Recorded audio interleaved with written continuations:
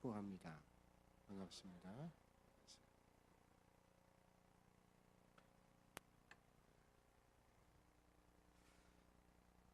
이제 오늘 그 바울이 선교 여행 가운데 복음을 전하는 현장들을 우리가 계속 살펴보고 있는데, 가장 문화가 발전해 있었던 문명의 도시였던 이제 아테네에 다다르게 되죠. 이 아테네라고 하는 것은 그리스 헬라 철학 문화가 가장 창궐해 있던 그런 도시가 아테네라고 하는 것입니다. 바울이 소아시아 지역에 복음을 전하다가 마게도냐 사람의 환상을 보고 하나님의 인도하심으로 그리스로 넘어가게 되죠. 그래서 북쪽에 있는 마게도냐 지방 주도가 있는 데살로니가라고 하는 곳에서 복음을 전합니다. 이 데살로니가는 알렉산더 대왕의 고향이기도 한 그런 도시인데, 이 데살로니가에서 복음을 전할 때 많은 결과들이 있었습니다. 많은 사람들이 예수님을 영접했지만 그 예수님을 영접하는 것과 마찬가지로 또 핍박도 많았습니다. 그래서 유대인들이 바울 일행을 핍박을 하죠. 그래서 부득이 거기서도 복음을 전할 수 없었기에 피신한 곳이 산악지대인 베레아라고 하는 곳입니다. 이 베레아 사람들은 복음을 잘 받아들였습니다. 그냥 받아들인 게 아니라 그 말씀을 읽고 묵상하고 훈련하고 그러면서 하나님의 말씀의 진수를 깨달아 알게 되죠. 자, 그 베레아 사람들에게 복음을 전하고 난 다음에 또 베레아에 있는데도 데살로니가에 있던 유대인들이 쫓아와서 또 복음 전하는 일을 방해합니다. 그래서 이 그 베레아 사람들의 도움을 받아서 그리스의 가장 큰 도시인 아테네에 다다르게 됩니다. 아테네는 그리스 헬라 철학의 가장 창궐한 그런 곳이고, 또 많은 철학자들이 있는 곳이고, 또 헬라 철학이 융성한 그런 도시가 아테네라고 하는 도시입니다. 그래서 아테네 산 꼭대기에는 파르테논 신전이라고 하는 큰 신전이 있다고 제가 말씀드렸고, 지난 수요일에 우리가 파르테논 신전에 대한 사진을 또 봤어요. 아주 큰 그런 신전입니다. 몇 차례의 전쟁 통해 그 침략한 사람들이 함포를 맞고 부분적으로 파손되어 있기 때문에 지금도 계속 보수하고 있다. 사진을 통해서 우리가 봤습니다. 그 파르테논 신전 아래쪽에 철학자들의 거리가 있는데, 거기서 복음을 전하고 논쟁하고 변론하고 그런 일들이 많이 있었어요.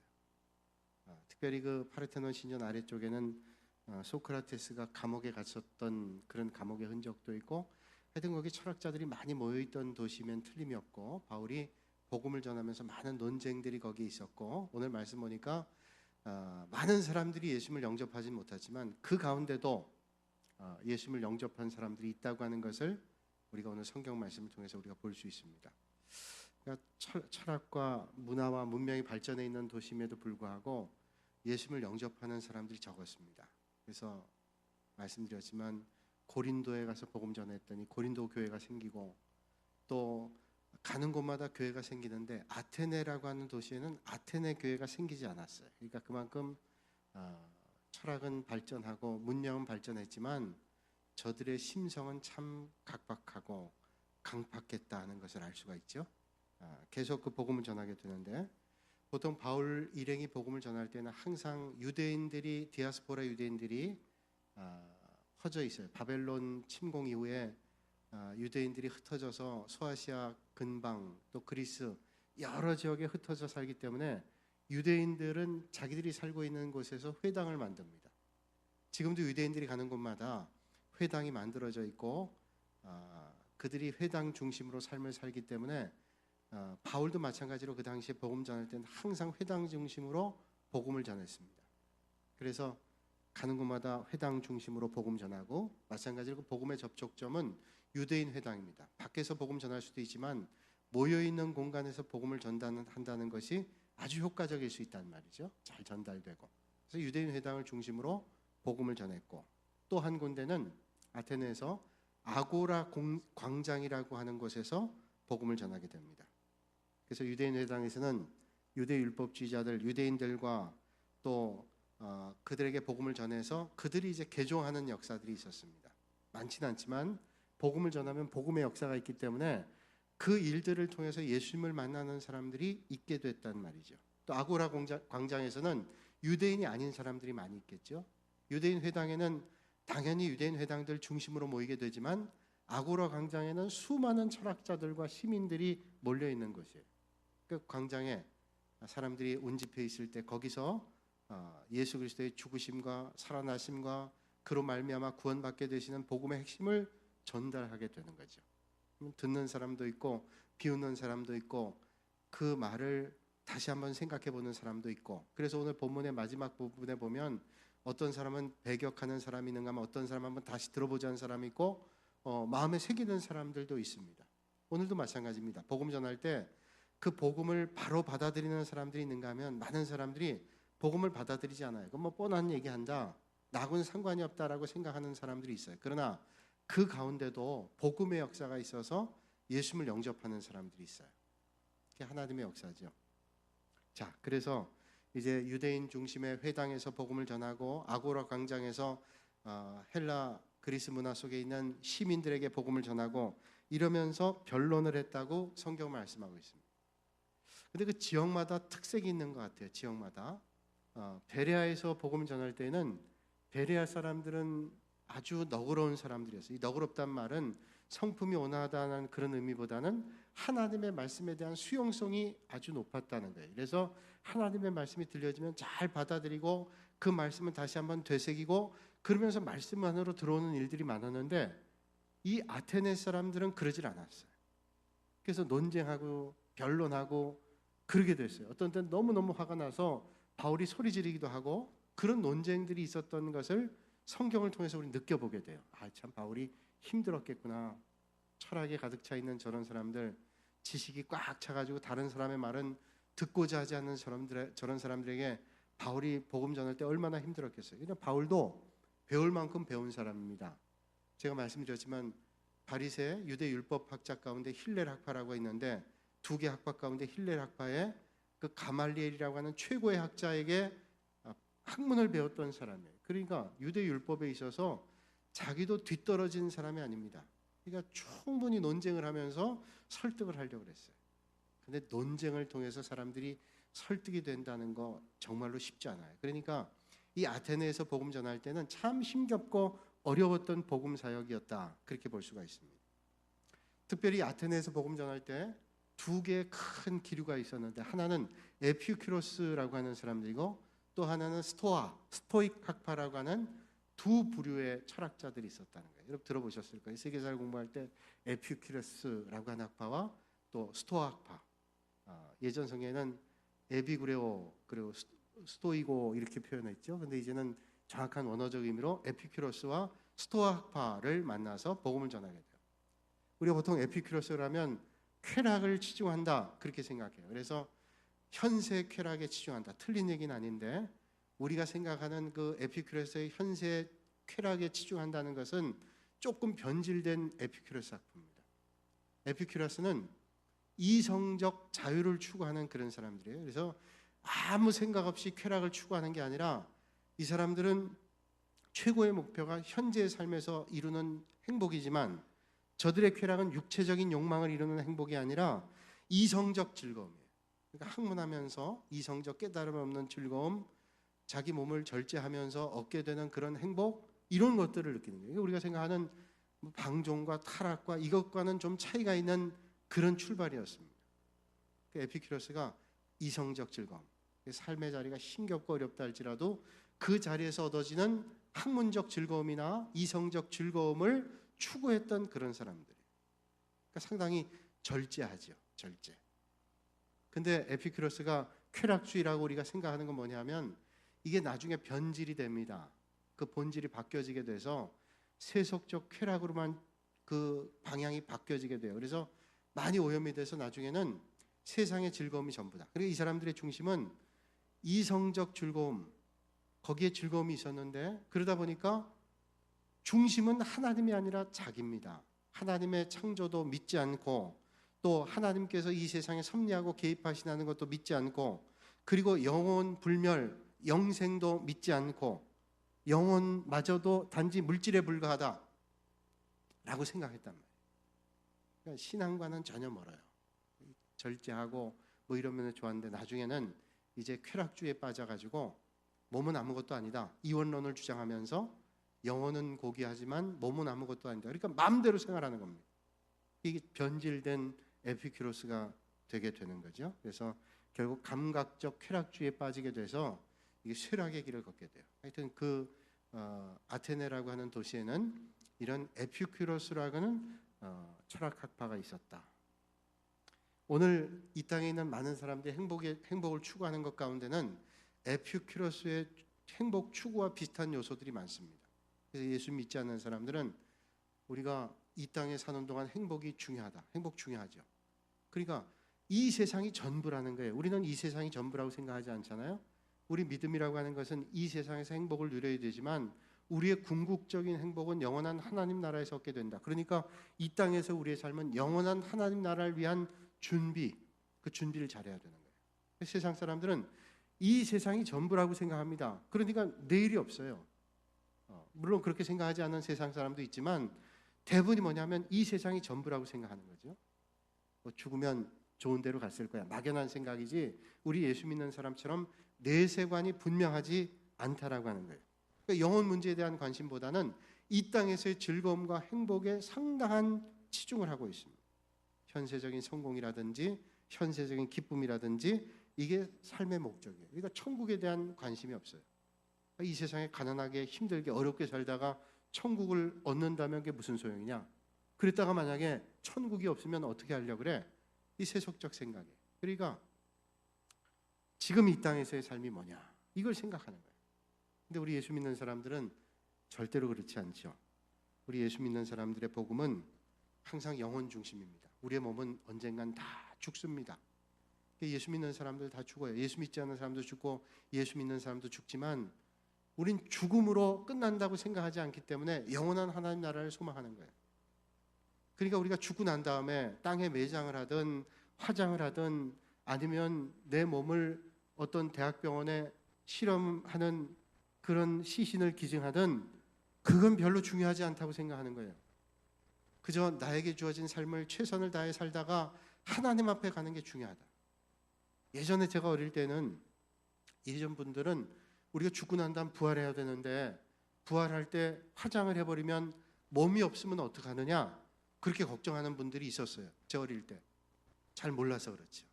성경이 말씀하는 바로는 우리가 죽고 난 다음에는 하나님 나라에 가면 우리의 몸은 없어요.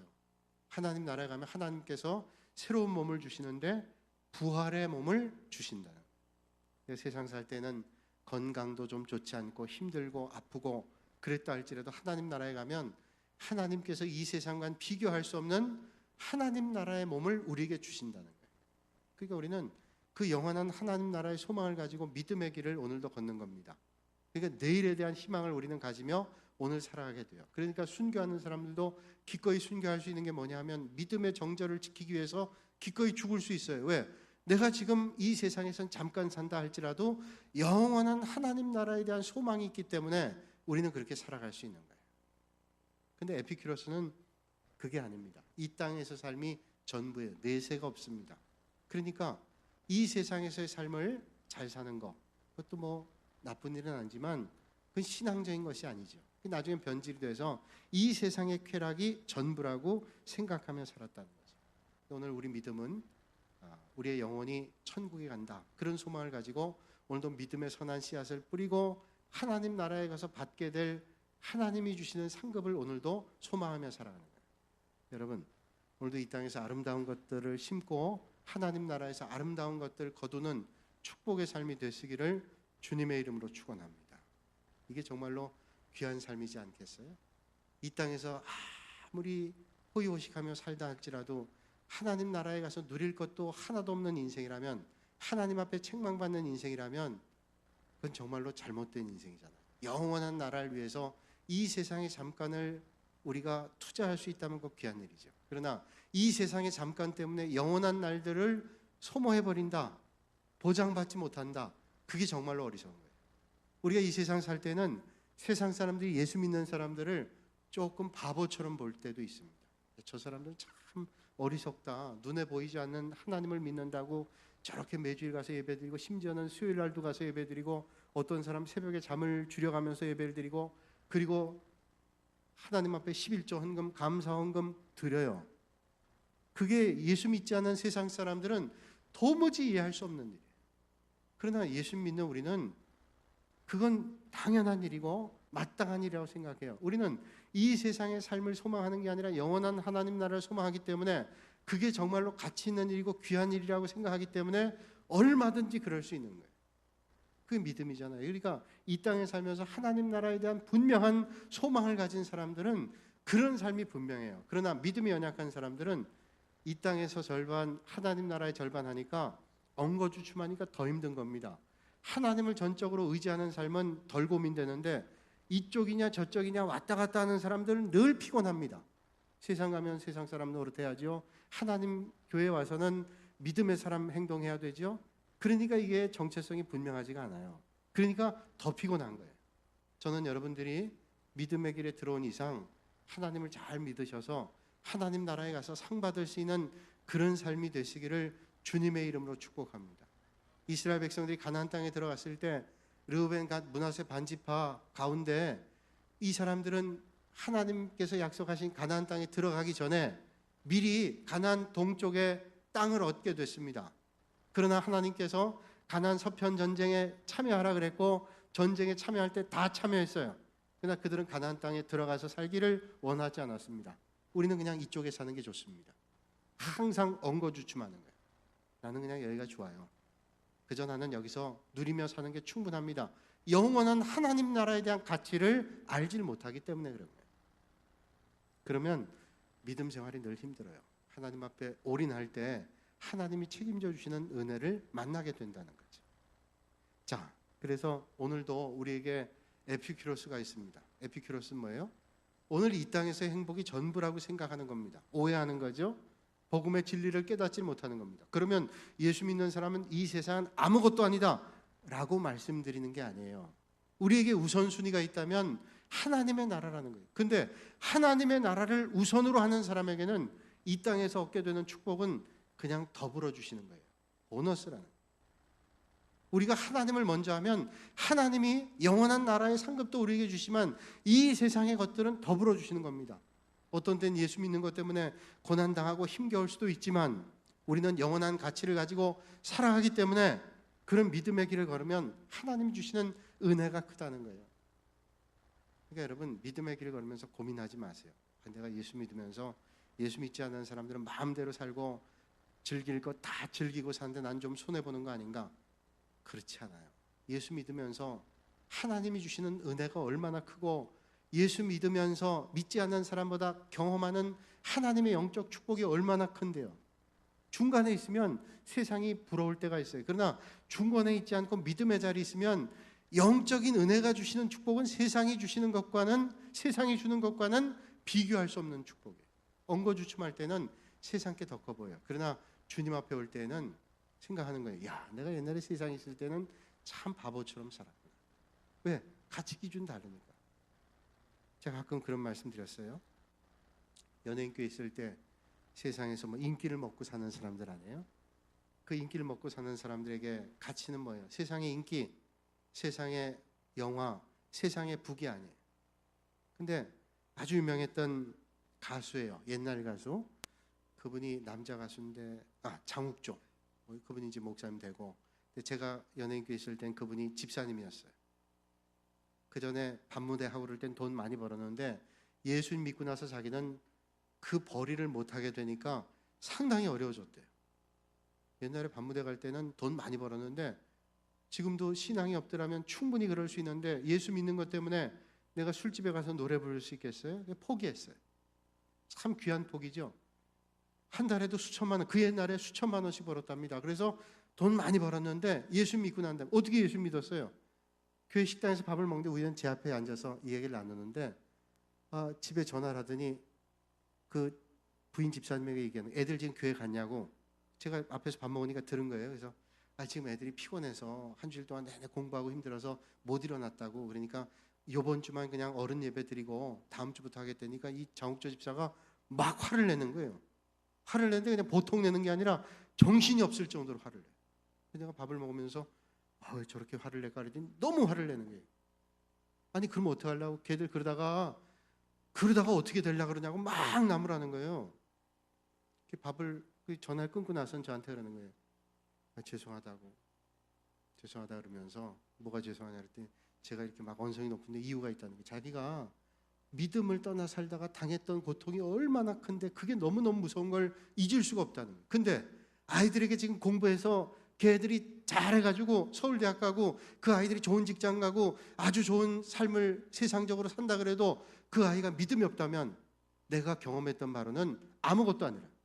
그러니까 자기는 그게 너무너무 무서워서 그건 절대로 아니라고 생각한다.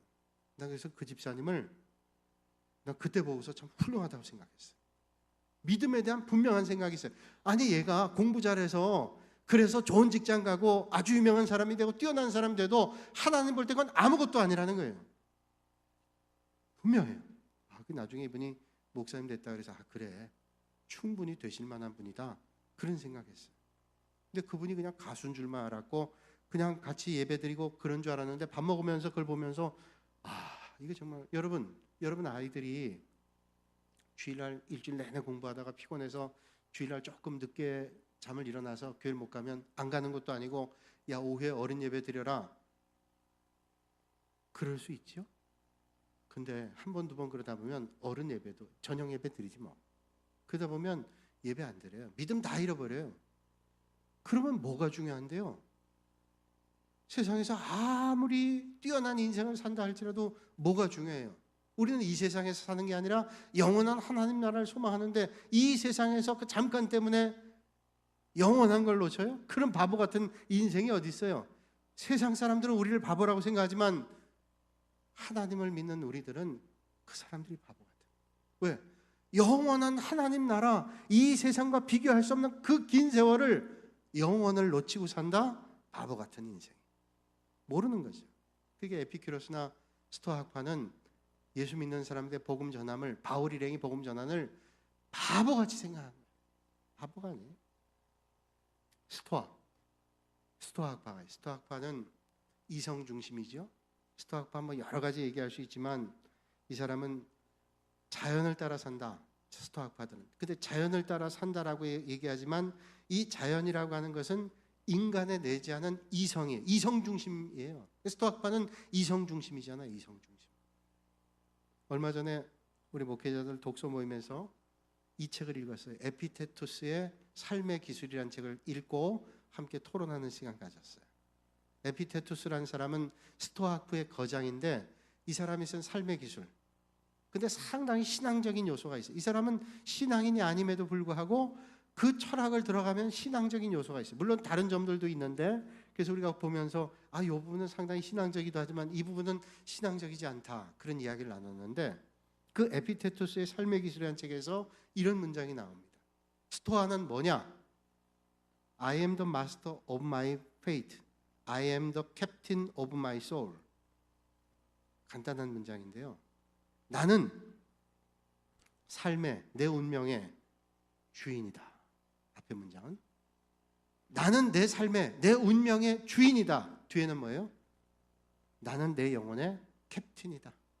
나는 내 영혼의 대장이다. 나는 내 영혼의 수장이다. 한마디로 이게 뭐예요?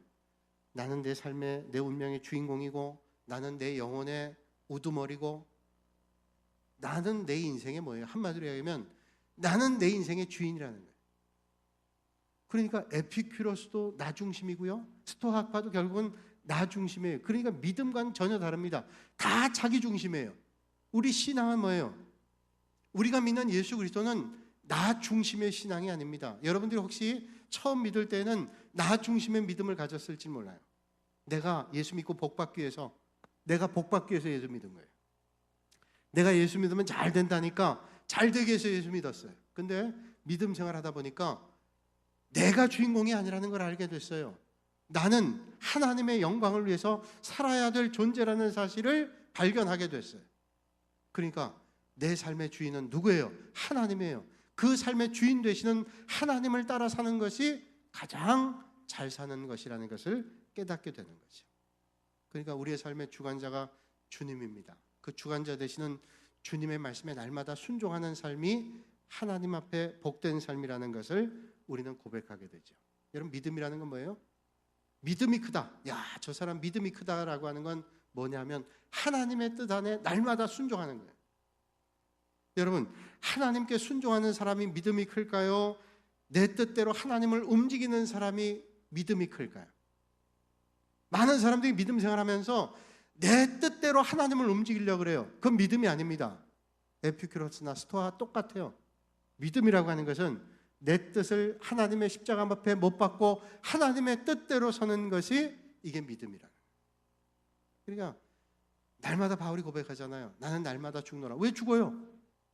주님의 뜻에 나를 날마다 십자가에 못 박기 때문에 내가 죽는 거예요. 믿음 생활이 그래서 힘겨운 건 뭐냐면 내 생각과 내 판단과 내 결정이 있잖아요. 그러나 주님의 뜻 앞에 날마다 나를 십자가에 못 박는 겁니다. 그러니까 믿음의 길이 힘들어요. 여러분, 아직도 여러분들의 삶이 주인이 되셔서 하나님을 여러분 십자가에 못 박고 여러분들의 삶의 주인 된다 그러면 그 믿음은 잘못된 겁니다. 여러분들이 십자가에 못 박고 하나님의 뜻을 날마다 물어서 주님 원하시는 게 뭔가를 묻고 가는 것이 믿음의 길이에요.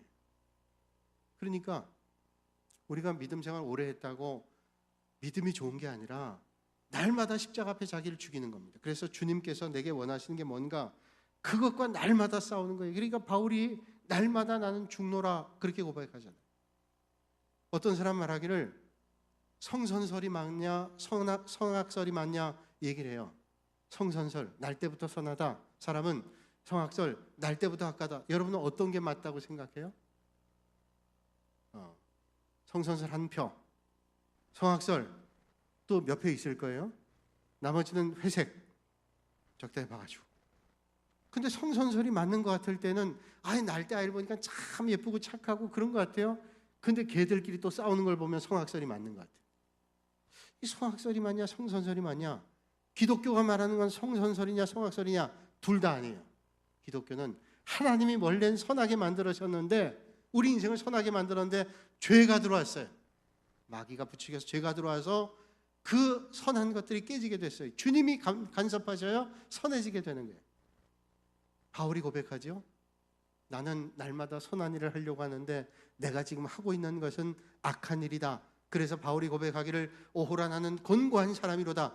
이게 기독교 인간론입니다. 기독교 인간은 뭐예요? 나는 지금 선을 행하고 싶어요. 그런데 내가 지금 하고 있는 게 악한 일입니다. 그래서 하나님 앞에 날마다 나는 곤고한 사람입니다. 주님을 붙잡고 주님 앞에 나가는 거예요. 그러니까 주님 도와주세요. 주님 도와주시지 않으면 저는 형편없는 삶을 살아갈 수밖에 없으니 하나님 나를 붙잡아 주셔야 됩니다. 이런 고백을 하면서 믿음의 길을 거는 거예요. 사랑하는 여러분, 오늘 이 밤에 하나님의 도우심을 받으셔서 주님 기뻐하시는 믿음의 길에 걸어가실 수 있기를 주님의 이름으로 축복합니다. 자, 이런 사람들에게 에피그라스토와 이런 인간 중심의 사람에게 복음을 전하니까 이 사람들이 이게 전혀 자기들의 사상과는 맞지 않는 얘기를 하는 거예요. 그러니까 뭐라고 얘기를 해요? 오늘 본문 18절에 어떤 사람은 이르되 이 말쟁이가 무슨 말을 하고자 하느냐고, 어떤 사람은 이르되 이방신들을 전하는 사람인가 보다 하니 이는 바울이 예수와 부활 전하기 때문이라. 자, 말하기를 저건 또 어떤 말쟁이냐? 들으려고 하잖아요. 저 말쟁이들이 하는 말이냐? 또 어떤 사람들 말하기를 저들이 예수라고 하는 사람을 전하는데 저건 또 무슨 이방신이냐라는 반응이었어요. 사입이 이방신으로 생각했어요. 근데 그냥 다른 신을 전하기 때문에 이방신이라고 생각한 게 아니라 헬라어로 예수 그리스도를 이렇게 얘기합니다. 예수스 크리스토스. 이게 헬라어예요. 영어로는 지저스 크라이스트죠. 근데 헬라어가 우리말과 아주 비슷해요.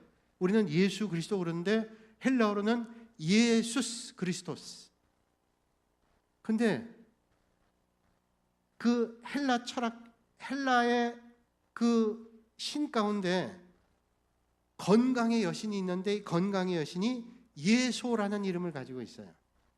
그러니까 이 사람들 생각이 예수스 그러니까 예소, 저 건강의 신 그거 얘기하는 게 아닌가 그런 생각을 했단 말이에요. 이방신이다 그렇게 생각을 해서 저 말쟁이들이 또 어떤 말들을 하는가 라고 받아들이지 않았어요. 그래서 철학자들이 바울을 끌고 파르테논 신전 한편에 있는 아레오바고라는 데로 데려갑니다. 아레오바고, 그 파르테논 신전 바로 아래에 있는데 아레오바고, 또 한번 사진 한번 보시지. 아레오바가 어떻게 생겼는지 한번 보여주세요. 너무 오래 있다가 얘기해서 일어나셔서 이제 아레오바고. 네. 아레오바가 어떻게, 이게 아레오바건데 저 멀리는 파르테논 신전이 있고요. 예, 그냥 넘겨주세요. 차례대로. 네, 요 가까이서 본 아레오바가 언덕 비마라고 써 있습니다. 강단, 법정 이런 표현이에요. 뭐 설명이고 계속 차례대로 넘겨주세요. 아레오바가 언덕. 저 언덕에 올라가서 바울이 헬라 철학자들, 그리스 철학자들에게 논쟁하는 거예요. 복음을 전하는 거예요. 또 넘겨보세요. 네. 계속 넘기세요. 네, 됐습니다. 이게 바로 파르테논 신전에서 몇백 미터 아래일까요? 그 아레오바가 있는데 이 아레오바가에서 그 조금 언덕 구릉에 거기 올라가서 높은 데니까 한 이쯤에서 내려다보면 다 보이잖아요. 복음을 전하는 거예요. 그러니까 사람들이 말쟁이가 뭘 하냐라고 비웃기도 하고 떠나기도 하고 귀담아 듣기도 해요. 근데 어떤 지역보다 이 복음의 반응이 형편이 없었어요. 근데 그 가운데도 예수 믿는 사람도 있었단 말이에요. 이 아레오바고라는 곳은 원래는 법정이었습니다. 법정. 살인자들이나 중죄 지은 사람들을 걷다 세워놓고 판결을 내리던 법정이었어요. 일부러 이 그리스 헬라 철학자들이 바울을 데리고 법정에 가서 마치 재판을 하는 것처럼 그를 데리고 가서 거기서 네가 한번 너 스스로를 변호해봐라 라고 얘기하는 어떤 의미에서 이게 모독이에요. 모독. 하나님의 귀한 복음의 말씀 법정에서 너 변호하는 데 써라. 모독이죠. 조롱하는 겁니다. 거기서 바울이 복음 전하는 거예요. 그래서 복음을 전했더니 사람들이 얘기하기를 저게 도대체 뭐냐? 의아한 마음을 가졌어요. 그래서 오늘 본문 19절에 21절에 그를 붙들어 아레오바고로 가며 말하기를 내가 말하는 이 새로운 가르침이 무엇인지 알 수 있겠느냐? 내가 어떤 이상한 것을 우리 귀에 들려주니 그 무슨 뜻인지 알고자 하노라니 모든 아덴 사람과 거기서 나그네 된 외국인들이 가장 새로 되는 것을 말하고 듣는 이 외에 달리는 시간을 쓰지 않음이더라. 자, 논쟁하는 것밖에 이 사람들 쓰지 않아요. 그러니까 그리스 헬라 이 아덴에 있는 사람들은 논쟁하기를 좋아했던 사람. 받아들이진 않아요. 논쟁만 했다는 거죠. 그래서 아테네 사람들은 새로운 철학이 뭔가, 새로운 게 뭐냐 이게 관심이 있었어요. 그러다 바울이 얘기하죠. 해 아래 새로운 것이 없다. 그건 뭐예요? 해 아래 새로운 것이 없다는 것은 이 세상엔 새로운 것이 없다. 그러면 세상에 새로운 것이 아무것도 없냐? 새로운 것은 오직 한 군데서 나오는데 하나님께로만 새로운 것이 나온다. 세상에 새로운 것 없어요. 오직 하나님의 진리 안에 새로운 것이 있다. 너희들이 아무리 철학적 논쟁하고 변론한다 할지라도 거기엔 새로운 것이 없고 진정한 새로운 생명은 주님께 있다고 말씀하고 있어요. 세상은 그런 사람을 바보라고 생각하는 거예요. 여러분 오늘도 복음 전할 때 세상은 복음 전하는 걸 막습니다. 우리 남선교회가 선교회 이름이 뭐예요? 남선교회 여전도회잖아요. 남선교회 여전도의 아이덴티티는 뭐냐면 전도하고 복음을 전하는 겁니다. 전도는 국내를 얘기하고 선교는 국외를 얘기해요. 그러니까 여전도회는 뭐 여전도회가 해외 선교할 수 있지만 통상 명칭하기를 국내 전도에 힘쓰고 선교회는 남선교회는 해외 선교를 힘쓰자. 왜? 교회에서 가장 중요한 본질 가운데 하나가 예배와 선교니까 남녀 선교회가 이런 일들 하자. 선교는 뭐예요? 선교하는 건 많은 사람들에게 복음을 전하는 건데 이 복음을 받아들이는 사람 가운데 어리석다라고 생각하는 사람들이 있단 말이에요. 이 일에 대해서 방해하는 사람들이 있어요. 오늘도 복음의 역사에. 우리 목회자들은 가끔 경험하지만 복음 전할 때 복음의 반응이 여러 가지가 나올 때가 있습니다. 복음의 반응에 여러 가지가 나올 때 있는데 어제도 제가 이제 교육자 수련회 갔다 오다가 그 어떤 학교의 총장님이 강의하는 강의를 제가 듣고 있었는데 그 들을 때 그분이 예전에 목회할 때 자기는 두 가지 번역을 겪었는데요. 설교하면 어떤 분들이 와서 참 목사님 은혜 받았습니다. 어떻게 목사님 제 심정과 사정을 딱 아시고 그렇게 적절한 말씀을 주셨는지 너무너무 감사하다고. 모든 목사님들이 경험하는 거예요. 아마 여기 계신 목사님들도 다 경험했을 거예요. 그런 분들이 있는가 하면 그 반응이 있는 그날 또 어떤 분은 찾아와서 목사님 어쩌면 그럴 수 있냐고. 목사님이 다 아셨죠? 나한테 들으라고 그랬다. 내가 좀 표현을 잘못해서 이를 악물고 그렇게 얘기해요. 그러니까 똑같은 말씀을 듣는데 어떤 사람은 아멘 그리고 은혜로 받는데 어떤 사람은 나 들으라 그랬죠?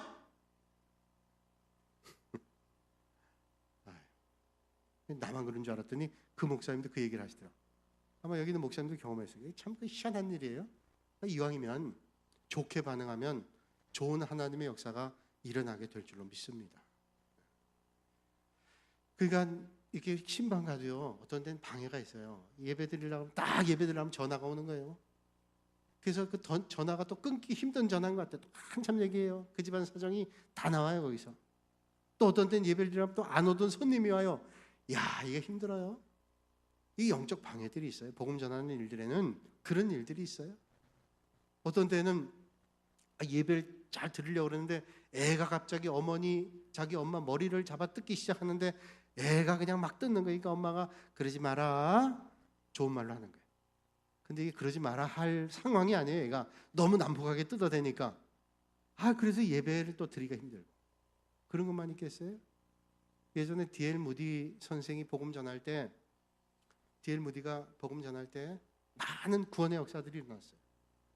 D.L. 무디는 정상적인 신학 공부를 하지 않았기 때문에 목회자라고 얘기하지 않지만 목회를 수행했던 위대한 설교가였어요. 설교자라고 얘기하죠. D.L. 무디 선생이 복음 전하는데 강대에서 복음 전할 때 어느 날 이제 기도하고 설교하려고 강대상에 딱 올랐는데 메모지가 이렇게 올라와 있는 거예요. 메모지가 올라왔는데 뭐라고 써 있냐면 바보 이렇게 써 있는 거예요. 강대상에 메모가 바보 써 있는 거예요. 순간 열이 확 올라오는 거예요. 나한테 바보라고? 근데 하나님 지혜 주셔가지고 읽었어요. 지금 메모가 하나 올라왔는데요, 어떤 분이 메모를 올려놓으셨는데 내용은 안 쓰고 이름만 써놓으셨네요. 뭔 말인지 아시죠? 이거 쓴 사람 바보예요. 그러고 설교했어요. 참 이게 힘든 일이에요. 설교한 사람이 마음에 그 힘든 일을 겪으면 설교할 때 얼마나 힘들겠어요. 설교 전에 여러분들이 기도할 때 은혜로운 기도하고 축복의 말을 하고 하나님의 말씀이 잘 들려지게 하면 여러분들이 얼굴이 환하게 말씀에 받을 준비가 되는데 이상한 얘기를 해요. 그럼 이게 들려와요? 그러니까 예배에 모든 순서가 얼마나 중요한지 몰라요. 오늘 예배할 때 기도하는 분이 은혜롭게 기도를 쫙 우리 이남성교에서 하니까 여러분들의 마음이 쫙 열려지게 되고 하나님 말씀이 들어가잖아요. 또 찬양도 잘하니까 얼마나 좋아요. 찬양 또 하다가 막 삑살이 나고 이상하고 그러면 마음속에 갈등이 와요. 저 사람도 왜 그럴까? 근데 잘하고 은혜가 되죠. 그러니까 이 예배가 얼마나 중요한 일인지 몰라요. 우리의 영혼이 주님을 만난 축복의 자리이기 때문에 이게 하나하나를 맡은 사람들이 너무 중요한 거예요. 저는 여러분들이 그런 주님의 종들이 다 되시기를 주님의 이름으로 축복합니다. 우리 이 남성교 회원들이 하나님의 나라를 위해서 그런 분들이 다 되시기를 주님의 이름으로 축복합니다. 하나님 나라를 이루어나가는 아주 좋은 그릇들이 되는 거예요. 바울이 복음 전할 때 데살로니가에서도 어려움 당했어요. 그러나 거기서 많은 구원의 역사가 있었어요. 베레아에서 하나님의 말씀 전할 때 많은 역사가 있었어요. 아테네 아주 강박한 도시였지만 거기서도 주님을 만나는 사람들이 있었고 오늘 성경에 보면 마지막에 그 사람들의 이름이 기록되어 있어요. 저는 여러분들이 하나님 나라의 생명책에 기록되는 그런 분들이 다 되시기를 바랍니다. 오늘 이 남성교회가 하나님의 그런 일들을 감당하셔서 하나님의 역사 앞에 아름답게 쓰임받는 남성교회가 되시기를 주님의 이름으로 축복합니다. 기도하겠습니다. 거룩하신 아버지 하나님, 오늘 이 밤에 저희를 불러주시고 바울의 선교 여정을 함께 보면서 오늘도 복음의 역사 가운데 하나님의 놀라운 일들이 이루어지는 것을 보게 됩니다. 이 귀한 일들을 잘 감당할 수 있는 우리 사랑하는 성도들과 또 이 남선교회 회원들이 되게 하여 주시옵소서. 예수님의 이름으로 기도하옵나이다. 아멘.